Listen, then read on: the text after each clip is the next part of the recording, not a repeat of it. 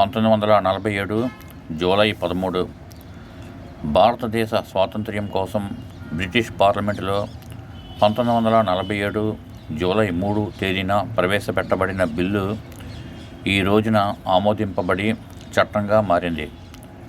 పంజాబ్ను, బెంగాల్ను విభజించి పాకిస్తాన్ దేశంగా ఏర్పరచడం కోసం, సరిహద్దులు నిర్ణయించడం కోసం సిరిల్ రాడ్క్లిఫ్ను అధికారిగా నియమించారు.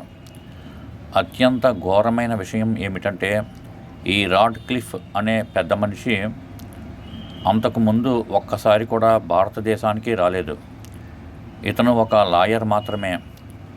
భారతదేశ భౌగోళిక స్వరూపం, సామాజిక సాంస్కృతిక పరిస్థితులపై ఏమాత్రం అవగాహన లేదు.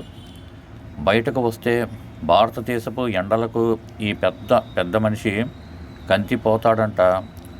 అందుకని సరిహద్దులు ప్రత్యక్షంగా పరిశీలించకుండా, చూస్తూ విభజన రేఖలను గీయకుండా, 4 గోడల మధ్య పాతకాలపు మేపలను టేబుల్ మీద పెట్టుకుని కేవలం 5 వారాల కాల వ్యవధిలో భారతదేశాన్ని 3 ముక్కలు చేసి, ఒకటి తూర్పు పాకిస్తాన్, ఇంకొకటి పశ్చిమ పాకిస్తాన్లుగా జిన్నా మరియు కాంగ్రెస్ పార్టీల కోరిక మేరకు దేశ విభజన చేశాడు.